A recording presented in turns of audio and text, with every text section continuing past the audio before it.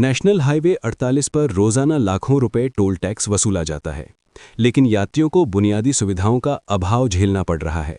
रामनगर के पास बने सुविधाघर जर्जर हालत में पड़े हैं, जो इस्तेमाल करने के लायक भी नहीं हैं, जिससे यात्रियों की परेशानी बढ़ रही है। सुविधाघरों के आसपास विलायती बबूल की झाड़ियां, अंदर सफाई का नामो निशान नहीं, और जो ढांचा खड़ा है वो भी गिरने की स्थिति में है। महिला यात्रियों के लिए तो हालात और भी मुश्किल हैं।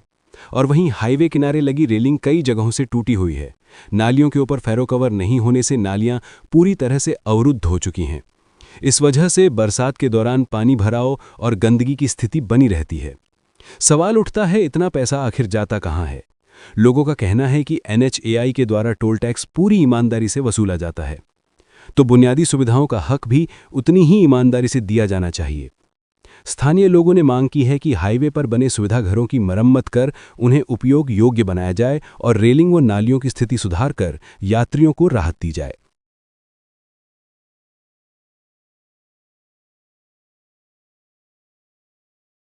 पास में जो NH 48 पर बनी हुई है, वो मैंने भी वहाँ गया, देखा। मैं अजमेर जाता हुआ, फिर जाता हुआ देखता रहता हूँ।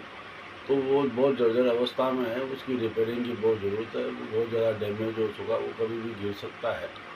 तो उसको NHAI को, संबंधित अधिकारियों को उसको रिपेयर कराना चाहिए, उस पर ध्यान देना चाहिए।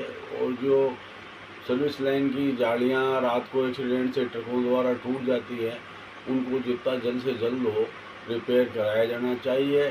अन्यथा जालियों में से उधर से जानवरों को आने का पूरा खतरा बना रहता है और रोड के ऊपर एक्सीडेंट का खतरा हमेशा जीवंत रहता है।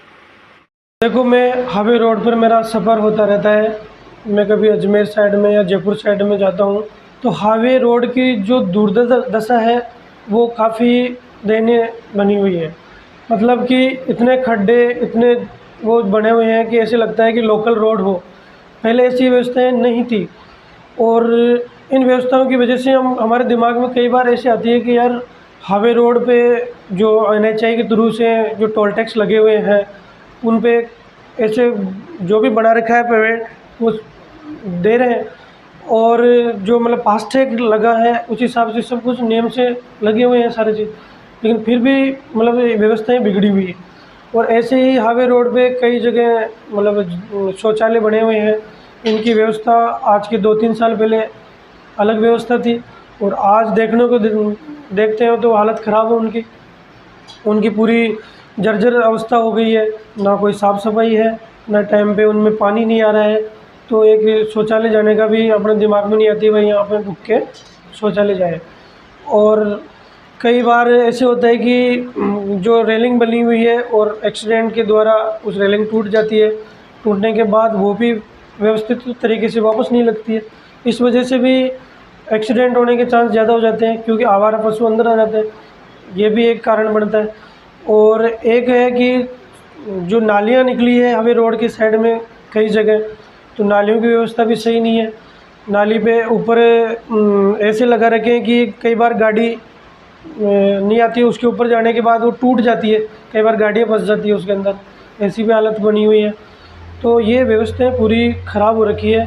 तो मेरा निवेदन यही है कि अधिकारी लोगों से कि व्यवस्थाएं को थोड़ा सा सुचारू करें, और ये अपने ही नहीं सब जनता के लिए, हित के लिए चीज़ होती है, तो इसका थोड़ा सा नियम पालन करके और सुचारू व्यवस्थाएं करवाएं, ये मेरा निवेदन है।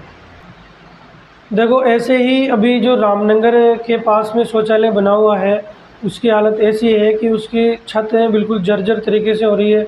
उसकी टंकियों में पानी नहीं आ रहा है, उसकी पाइपें कहीं लीकेज है, ना उस पर सुचारू व्यवस्थाएं मतलब नहीं है, एक साफ़ सफाई नहीं है, और चारों तरफ झाड़ियाँ वगैरह ऐसे फैल रखी है।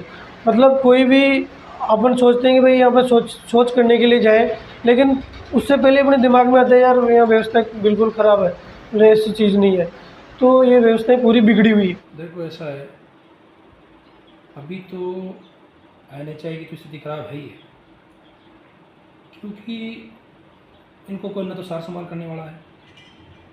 अभी के जो हालात चल रहे हैं, यही हालात चल रहे हैं कि सब लूट खसोट में बिजी है। और NHAI तो जिम्मेदार है ही, लेकिन उसके पीछे इस जिम्मेदारी में कुछ न कुछ अधिकारियों का भी हाथ है। क्या अधिकारियों का ये दायित्व नहीं है कि वो रोज़ इस हाईवे से घूमते हैं, निकलते हैं, क्या उनकी आँखें बंद है? क्यों नहीं वो जिम्मेदार अधिकारी को तलब करते? कौन इसका जिम्मेदार है, किसका दायित्व है, उनको ये बुलाकर नोटिस क्यों नहीं देते? तो कहीं ना कहीं यहाँ जो अधिकारी लगे हुए हैं वो भी इस जो हालात बिगड़े हैं आधुनिक विधानसभा में, चाहे NH ले लो, चाहे सड़क ले लो, चाहे नालियाँ ले लो, चाहे और कोई काम ले लो, हर जगह हालात ख़राब है। और सब अधिकारी कब आते हैं अपने कार्यालय में और कब जाते हैं कोई निश्चित समय नहीं है। मन मर्जी से आते हैं, मन मर्जी से चले जाते हैं, कोई टाइम फिक्स नहीं है। जनता दर दर की भटक रही है, ठोके खा रही है। मेरा तो इतना सा ही कहना है कि अभी भी वक्त है, सरकार को आंख बंद करके नहीं बैठना चाहिए। आज जो सरकार वर्तमान में बैठी है उन जनप्रतिनिधियों को भी जनता के बीच में वापस आना पड़ेगा। ये लोग किस मुंह से जनता के बीच में जाएंगे, इनको सोचना चाहिए, मनन करना चाहिए। कल ना ये जनता के बीच में जाएंगे, जनता इनसे जवाब मांगेगी, क्वेश्चन करेगी, ये कैसे जवाब दे पाएंगे? तो ये तो जनता है, सब देख रही है, ये हालात बिगड़े हुए हैं, सबका जवाब दे देगी। सब सुधार, अगर ये सुधार नहीं करेंगे, आज अगर नालियाँ टूट रही है, सड़कें टूट रही है, और आपने भी बताया मुझे कि NH पे जो शौचालय बने हुए हैं उनकी दयनीय स्थिति है। वास्तव में बिल्कुल सही कहा, कोई देख रेख करने वाला नहीं है। वो सुविधा के लिए, नेशनल हाईवे से जाने वाले लोगों की सुविधा के लिए बनाए गए थे, लेकिन वहाँ उनका वो एक तो गिरने वाले हैं, कभी भी कोई जनानी भी हो सकती है।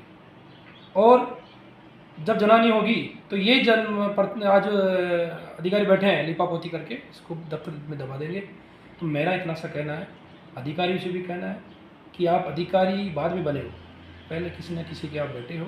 कोई किसान का बेटा है, कोई किसका बेटा है, तो आपको अपना पुराना इतिहास नहीं भूलना चाहिए और जनता की सेवा करनी चाहिए। और जनप्रतिनिधियों से मेरा कहना है, आँख बंद मत करो, समय निकलता जा रहा है, ये समय सब जवाब मांग लेता है, समय से बड़ा कोई बलवान नहीं होता। मेरा इतना सा कहना है कि जहाँ जहाँ जो समस्याएं हैं उन पर अधिकारियों को, जनप्रतिनिधियों को, सरकार को ध्यान देना चाहिए।